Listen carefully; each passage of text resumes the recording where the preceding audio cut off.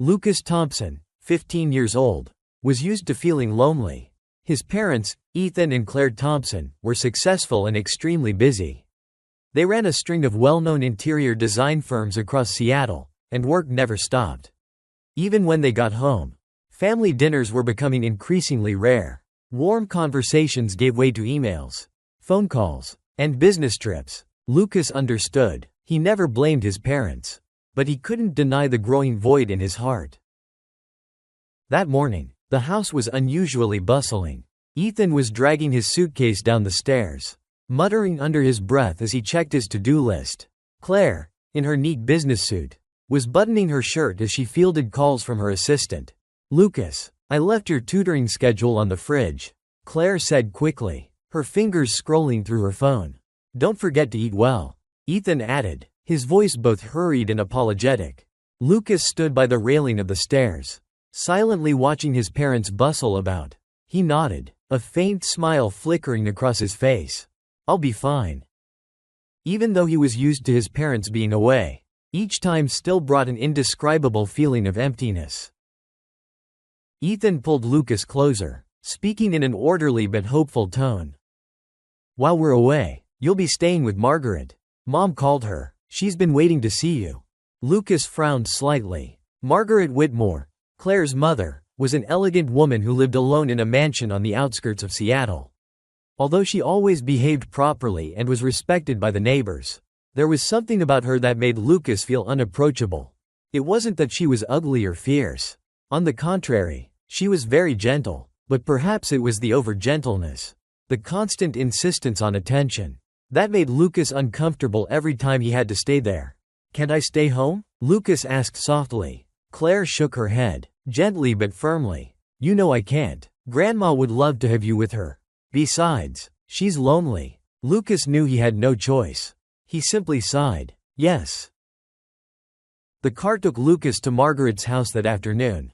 The mansion was exactly as he remembered it, neatly trimmed white hedges, lush green lawns, and shiny windows reflecting the soft sunlight. Margaret was already standing at the door, elegant in a cream sweater and a classic long skirt. She smiled brightly when she saw her grandson step out of the car. "My dear Lucas." She opened her arms to hug him. Lucas accepted the hug, though he didn't feel comfortable. The scent of her perfume, a light but rich scent, enveloped him. "You're here. I've been waiting." "Yes, ma'am," Lucas said, politely but awkwardly. Inside the house, everything seemed unchanged. There were the same old paintings on the walls, the same bookshelves full of leather-bound books, and the same collection of delicate porcelain teacups. "I made your favorite lasagna," Margaret said as Lucas set down his suitcase. "Thank you. Dinner went well enough." Margaret asked about school, his friends, and Lucas's new interests. He answered politely, but deep down, the weariness was starting to creep in. Lucas knew the rhythm of life here. The days were filled with friendly conversations, nostalgic activities, but at night, everything seemed different.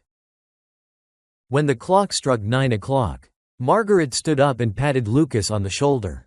"My dear, you must be tired. Tonight, as usual, you can sleep with me. Your own room is cold." Lucas hesitated for a moment.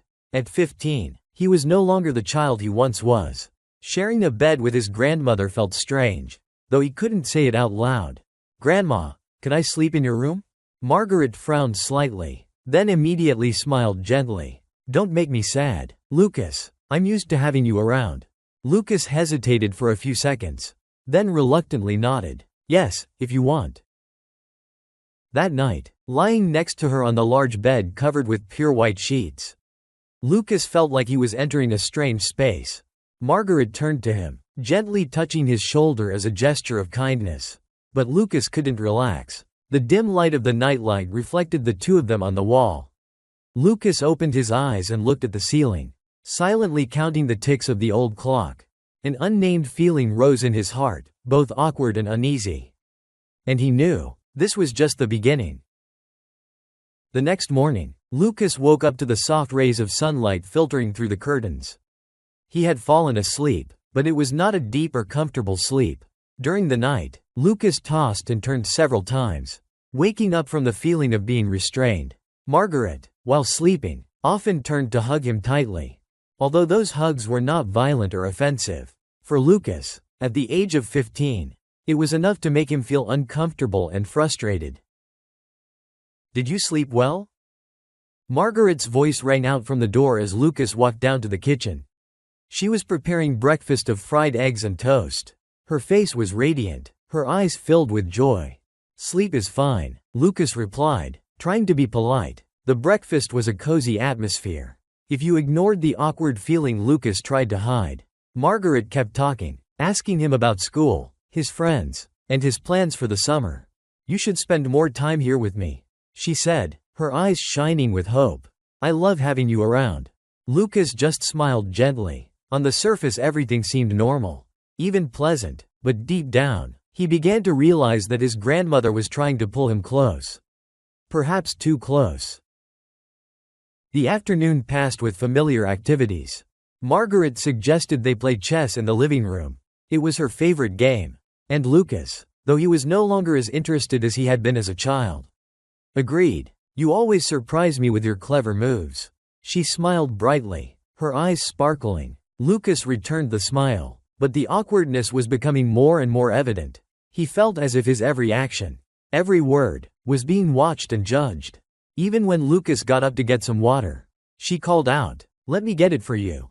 Just sit there." Lucas refused gently, but realized that Margaret didn't seem to want him to be away from her for too long. That evening, when Lucas was about to go to his own bedroom, something he had been looking forward to all day, Margaret spoke softly again. "Lucas, dear, can you sleep with me tonight too? I feel more secure with you by my side." Lucas hesitated for a moment. At that moment, he wanted to refuse. He was old enough to feel that it was no longer appropriate. But Margaret's eyes made him hesitate. It was both gentle and filled with deep longing. I'm quite tired and want to sleep alone."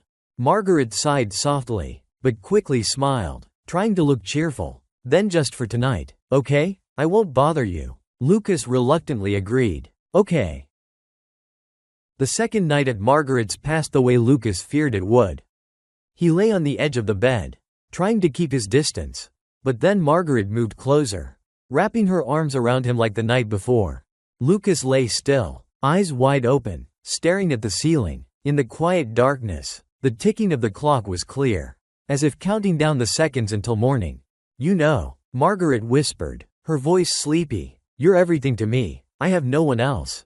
Lucas felt a chill run down his spine.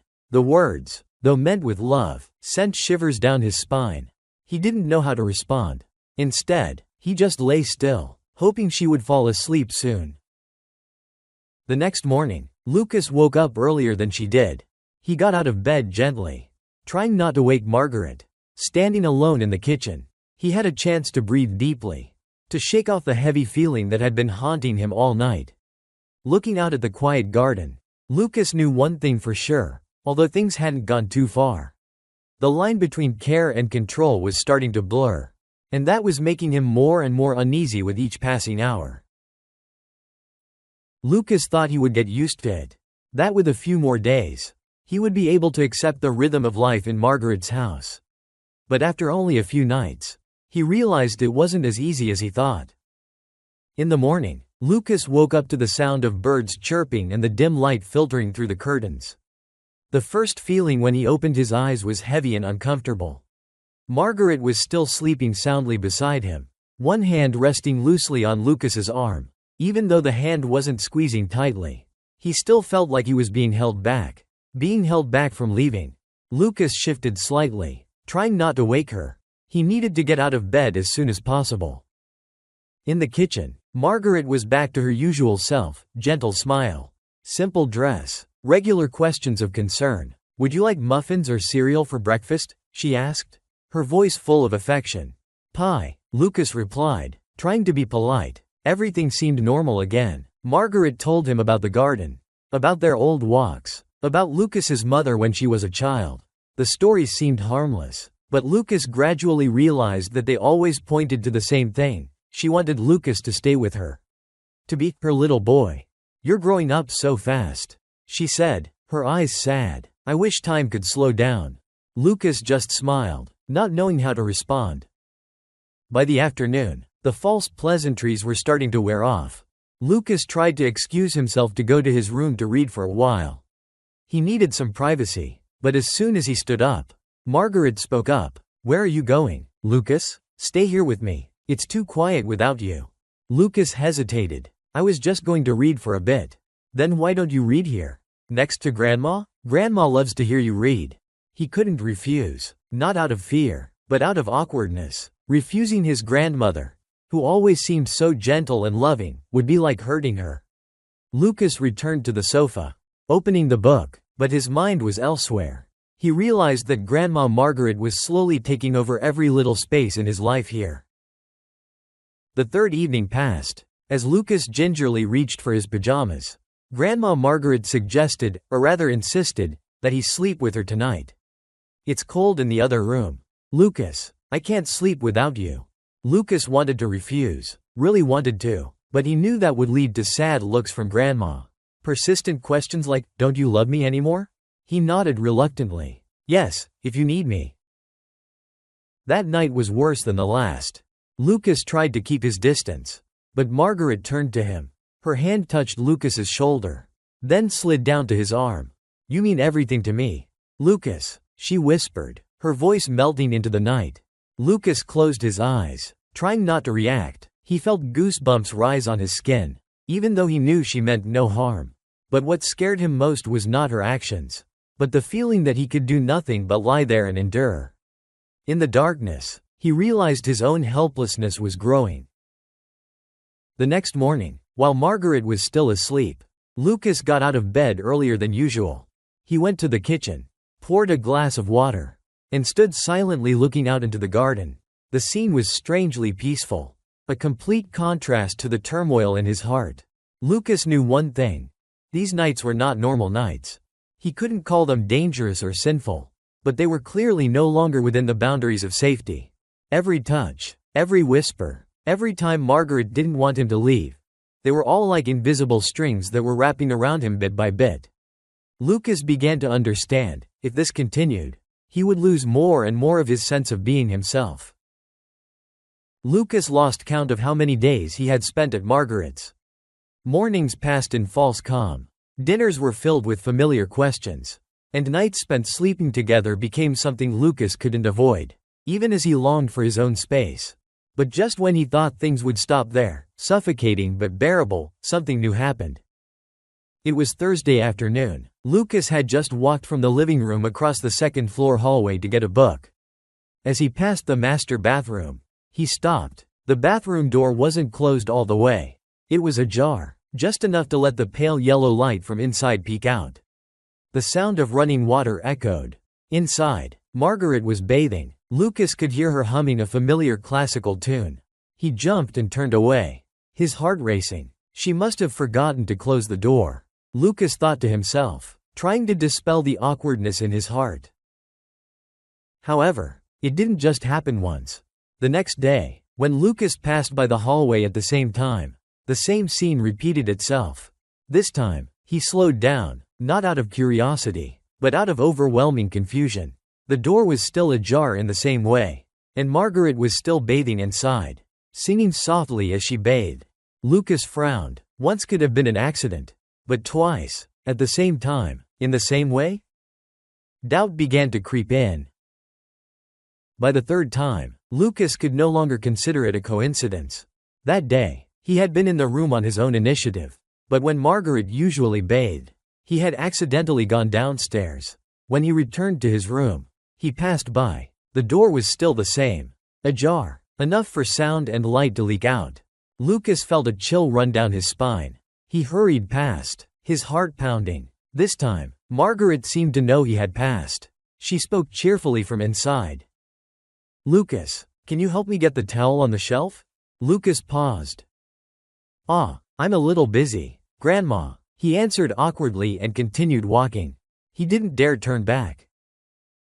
That night, when the two of them were in the same bed again, Lucas couldn't sleep. What had happened during the day kept replaying in his mind.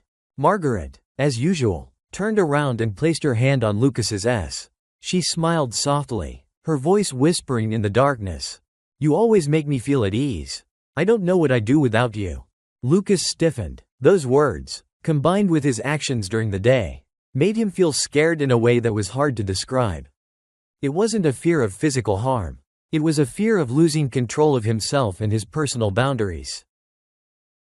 In the following days, Lucas tried to avoid it as much as possible. He woke up early so he wouldn't have to eat breakfast with her. He used fatigue as an excuse to refuse to play chess or watch movies with her. But all his efforts were in vain. Margaret always tried to pull him closer, her voice so gentle that it was hard for him to refuse outright.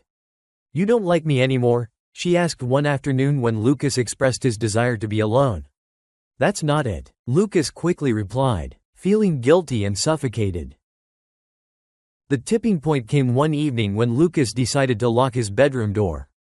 He needed a night alone, without being restrained, without Margaret touching him or whispering things that would keep him awake. But then Margaret stood outside the door, gentle but pressing. "Lucas, why did you lock the door?" "I just wanted to say good night." Lucas reluctantly opened the door, not wanting to create more tension. Seeing her, he suddenly realized that there was something different in her eyes, no longer completely gentle, but mixed with disappointment and clinging. "Good night, dear," she said, and turned away. The door closed behind her. Lucas sank down on the bed, holding his head. The feeling was more than just discomfort. It was genuine fear. Lucas knew that things had gone beyond what he could bear on his own. The half-closed doors, the overprotective nights, the haunting words, all of it had created a deep unease that he could no longer pretend to ignore. A decision began to form inside Lucas, although he didn't know what to do next. It was clear that he couldn't let things go on any longer. Lucas began counting the days he would spend in this house. Not out of anticipation, but to know exactly how much longer he would have to endure. Each morning passed like a dull replica of the day before. He woke up, struggled to escape Margaret's loose but binding hold, and quietly made his way downstairs. The morning air always seemed pleasant. Margaret was the same, gentle, caring, patient, but Lucas was so used to knowing that everything was peaceful only when he was in her sight. When he asked to go upstairs for a moment, she would ask, "Where are you going? I haven't finished talking yet." If he sat reading in a corner, she would pull a chair closer and start telling a story. Lucas gradually understood that she couldn't bear the thought of being alone. And it was he, her grandson, who had taken on the role of filling that void. The false comfort began to wear on Lucas's patience. The nights spent together continued to be nightmares. Margaret would often turn to hug him, sometimes whispering vague words that made him uncomfortable. "You're the only one who's always been with me. Don't leave me, Lucas." Lucas lay still, not daring to move, just waiting for the morning to come. He knew full well that at his age, being forced to sleep together and endure endless hugs like that was not normal. But at the same time, he couldn't quite put a name to the feeling. It didn't feel like violence. It didn't feel like a threat, but it left him breathless. When he got to school, Lucas was no better. He grew more lethargic and quiet. Classes passed slowly. He lost interest in engaging in conversations with his friends. Emma Carter, his best friend, was the first to notice. "Lucas, what's wrong with you? You seem to be somewhere else." Lucas just shook his head, avoiding her concerned gaze. "Nothing, I'm just a little tired." Emma wasn't easily convinced. She looked at Lucas with concern, but he kept quiet. Rachel Morgan, the homeroom teacher, also noticed. One afternoon, she gently asked Lucas to stay after school. "Lucas, you haven't been feeling well lately. Is something wrong?" Lucas paused. He wanted to spill it all out. But at that moment, an image flashed through his mind: Margaret. Her sad eyes when he refused to sleep with her, her choked voice when he asked to be left alone. If he told her, wouldn't she be misunderstood? Would she be considered a bad person? Lucas lowered his head, his voice small. "It's okay. I'm just a little stressed about schoolwork." Ms. Rachel didn't press him, but her eyes were still filled with doubt and worry. Night fell. Lucas lay on the bed, the dim light from the nightlight making the darkness fade. Grandma Margaret was asleep, her arm unconsciously wrapped around Lucas's waist. He couldn't sleep. His mind was in a never-ending battle. Part of him wanted to scream, "Stop, I don't want this anymore." The other part whispered, "It's just Grandma. She loves me. She needs me." Lucas tightened his grip on the blanket, feeling like he was being pulled in two directions. He didn't know if he had the right to refuse. He didn't know if his discomfort was justified or if he was just being too sensitive. The next morning, Lucas woke up with dark circles under his eyes. He looked at Margaret happily preparing breakfast and felt a strange conflict. She wasn't a bad person, but what she was doing, or the way she loved him, was slowly making him lose himself. Lucas knew that if he didn't find a way out, he would continue to be drawn into a spiral of suffocating hugs and oppressive whispers. And maybe, it was time to tell someone everything, even if he was still hesitant. Monday. The sky was as dark as Lucas's mood. He sat quietly in his usual spot in the classroom, his mind blank from a sleepless night. The sounds around him, his friends chatting, his lectures, sounded like they were coming from afar. Lucas felt like he was floating between two worlds. One where he had to pretend to be okay at Margaret's, and another where he just wanted to be left alone. Away from the hugs, the whispers, the suffocating attention. "Okay, kids." The voice of Rachel Morgan, the homeroom teacher, brought Lucas back to reality. "We're having a special guest today. Abigail Ross, a mental health and child rights consultant, is going to speak to the class." The class seemed interested. Lucas wasn't. He just wanted the class to end so he could go home, though he wasn't sure where home really was for him right now. Miss Abigail Ross walked in. The middle-aged woman had a deep voice and soft eyes. She didn't come across as a stiff expert. Instead, she was approachable. "Hello, kids," she began, her voice soft but firm. "Today we're going to talk about important things that adults sometimes forget." "It's your right." Lucas raised his head. Miss Abigail continued, her words hitting him in the deepest part of his being. "Sometimes, your loved ones, your parents, your grandparents, your teachers, can do things that make you uncomfortable. They don't have to be mean or mean to hurt you. But if it makes you sad, scared, or violated, you have the right to say no." Lucas swallowed. The words rang clear in his mind. No one, not even the people you love, has the right to make you feel controlled or disrespected. If someone makes you feel that way, it's not okay. Lucas sat up straight. He felt like someone had opened a locked door in his head. All this time, he'd told himself that he shouldn't be upset with Margaret, that she was lonely, that she loved him. But Abigail's words made him realize, love didn't mean erasing personal boundaries. He began to remember the times she'd forced him to sleep with her. The hugs that were too much. The words that made him shiver. The bathroom doors that were half open. None of it had been violent, but it had scared him and hurt him in ways he didn't understand. The talk ended, and the students began to disperse. But Lucas remained seated, his eyes fixed on the distance. Ms. Rachel stepped forward. "Lucas, are you okay?" He hesitated. Then, for the first time in days, he nodded slightly and spoke honestly. "I'm not sure, teacher, but maybe something's wrong." Ms. Rachel didn't press the issue. She simply placed her hand on Lucas's shoulder, her eyes full of encouragement. "Whenever you're ready, I'm here to listen." Lucas watched his teacher leave, feeling strangely familiar. For the first time in a long period of internal conflict, he realized that maybe, just maybe, speaking up wasn't a betrayal or an act of disrespect. It was simply a way of protecting himself. Lucas sat in the classroom the next day, absent-minded, even though the teacher was lecturing and his friends were whispering everywhere. He still felt like he was apart from it all. In Lucas's head, Ms. Abigail Ross's words kept echoing. If someone makes you feel uncomfortable, you have the right to speak up. It's not rude, it's protecting yourself. Those words planted a thought in Lucas that he had never dared to face. Had he been silent for too long? After class, Lucas packed up his things more slowly than usual. He looked around the classroom, seeing that almost everyone had left. Only Ms. Rachel Morgan was left, putting her documents in her bag. Lucas stood up, his hand tightening on the strap of his backpack. Then relaxing, he hesitated, but then, as if there was an invisible force pushing him closer to the teacher's desk.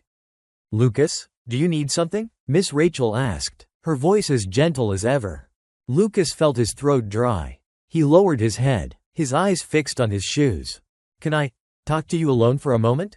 Miss Rachel nodded immediately, inviting Lucas to sit down in the chair across from her desk. She pushed her bag aside, focusing her full attention on her student. The air in the room seemed to thicken. Lucas was silent for a long time. He had never said these things to anyone before. "My grandmother," he began, his voice trembling. "She's very nice. But I feel like something's wrong."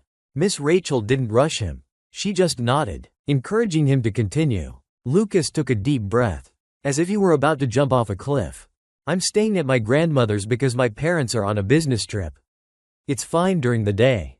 But at night," he paused, swallowed, and continued, "she wanted me to sleep in her bed with her.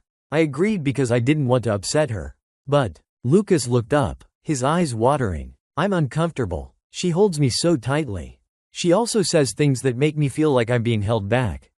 Like I don't have any freedom." Miss Rachel leaned forward, her eyes filled with concern. "Lucas, you're being brave to share this. I understand. How does that make you feel?"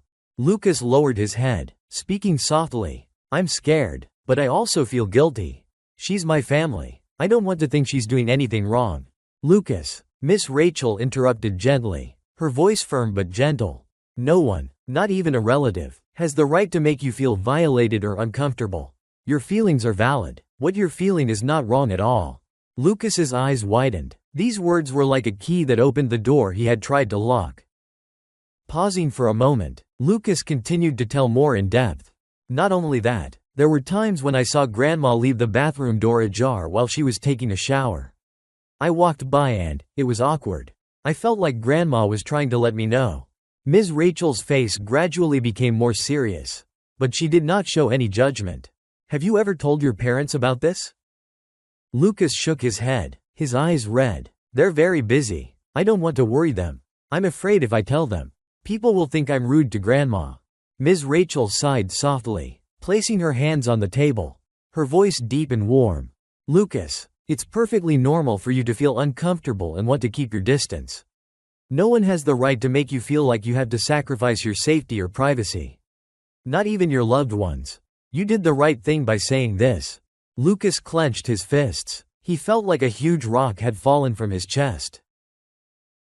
Ms. Rachel reassured him for a moment, then said clearly, "The next thing is that I'll help you. I'll contact the school counselor and work with you to find a solution in the gentlest, safest way. But the most important thing is, Lucas, you don't have to suffer alone anymore." Lucas didn't say anything. He just bowed his head, tears silently falling onto his hands. They weren't tears of fear. They were tears of relief, because he had finally dared to say what he had always thought no one wanted to hear. Lucas never thought he would be sitting in the school counselor's office with his eyes fixed on the floor. Beside him was Rachel Morgan and a strange woman who introduced herself as Melanie Brooks, a Child Protective Services (CPS) worker. Everything had happened so quickly after the conversation the day before. Rachel had immediately reported it to the school board and contacted the authorities. No one blamed Lucas. No one said he was overreacting. That made Lucas feel a little better.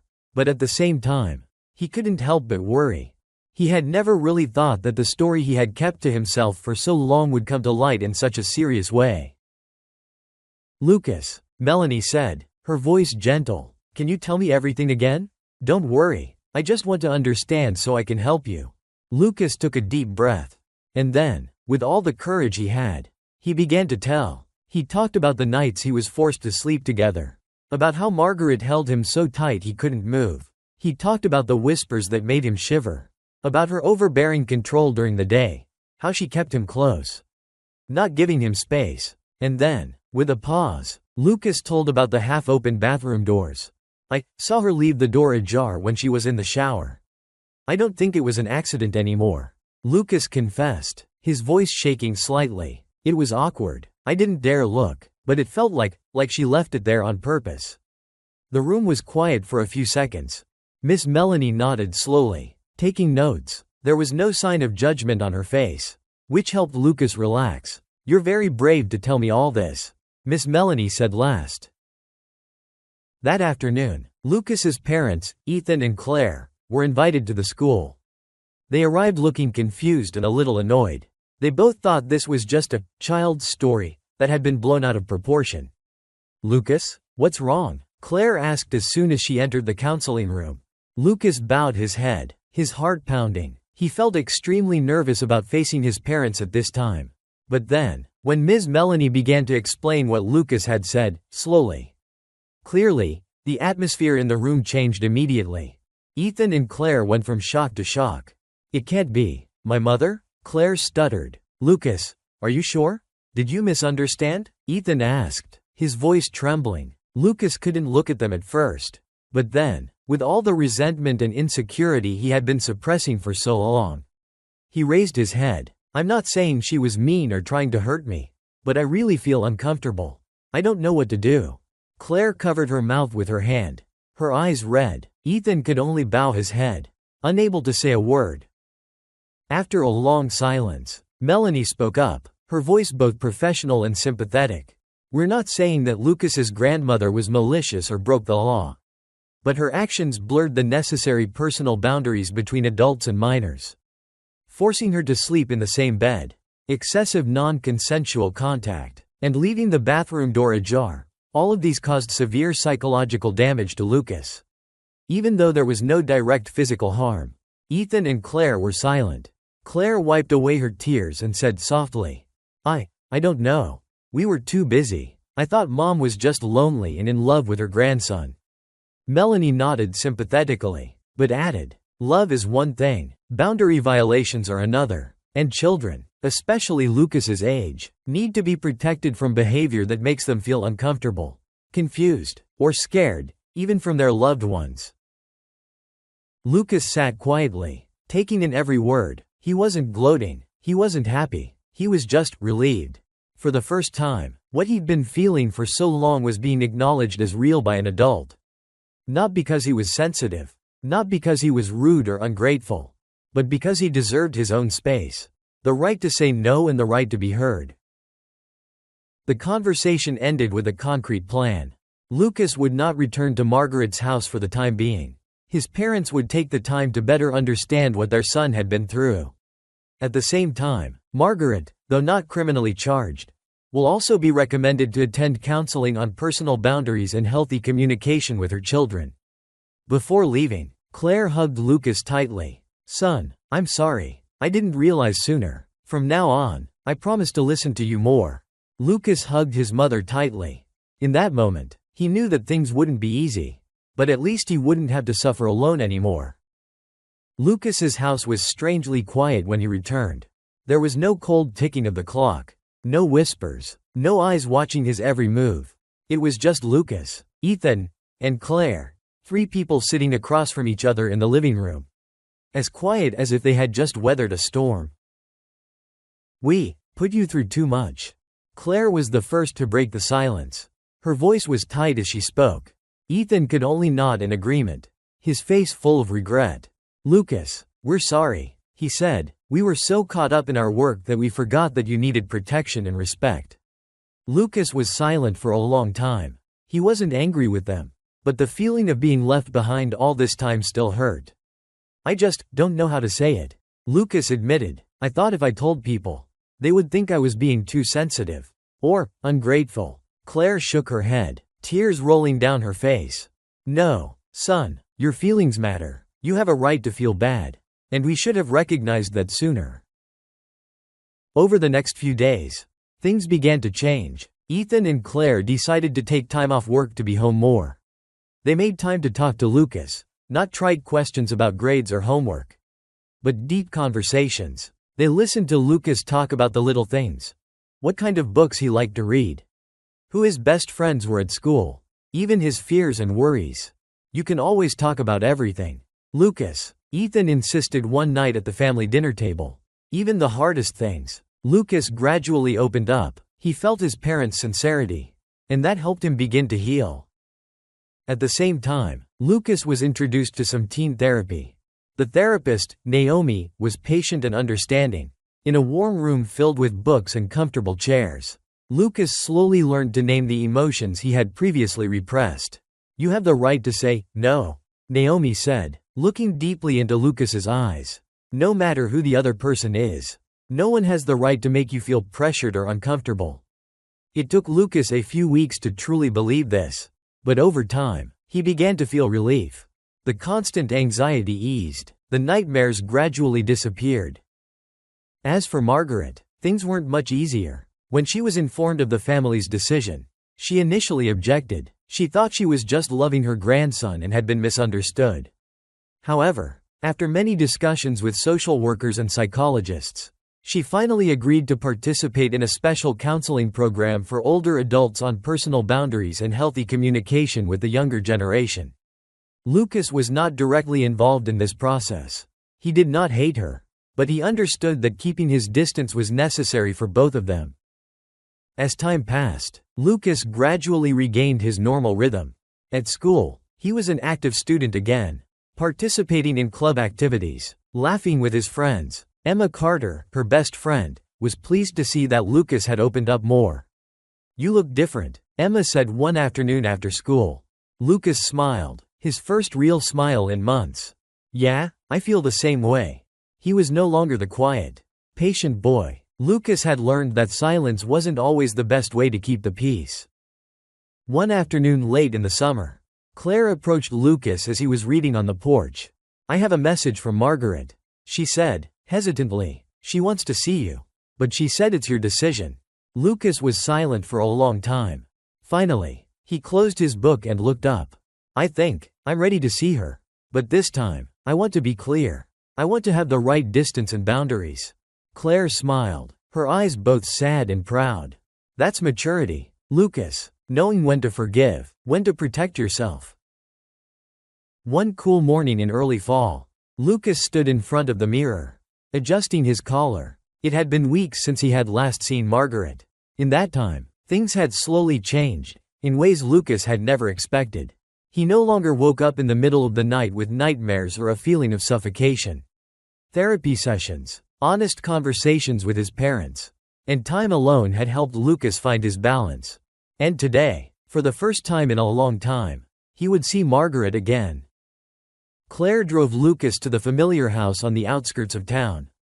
Lucas's heart raced as the car turned onto a tree-lined driveway. The house had not changed, but to Lucas, it had. Margaret waited on the steps, looking a little more reserved than before. When Lucas got out of the car, she gave him a small, shy smile that he had never seen before. "Honey, thanks for coming." Lucas nodded. "I think it's time we talked." They sat in the living room, a place that had once held so many memories and burdens. Margaret looked at Lucas, her eyes glistening with tears. I'm sorry, Lucas," she began, her voice choking. "I didn't realize what I did was bothering you so much. I just thought keeping you close was a way for me not to feel so alone." Lucas listened, feeling for the first time that Margaret really understood. "I've been to counseling. They've helped me realize that love doesn't mean holding on to someone too tightly. I shouldn't have made you feel trapped." Lucas was silent for a long time. He looked into her eyes, the eyes that had once confused him.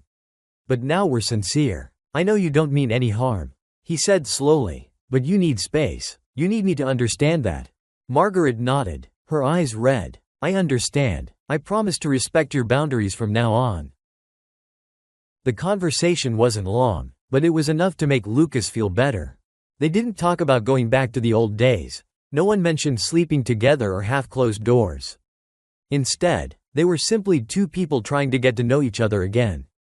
Before Lucas left, Margaret hugged him, a brief, barely there hug. "Whenever you're ready, I'll be here, but I'll also learn to let you be yourself." Lucas nodded, feeling a soft sadness but also a sense of hope. Time passed. The Lucas family began to bond more than ever. Ethan and Claire had truly changed. They spent more time at home, often having intimate dinners where everyone talked without the noise of phones or emails.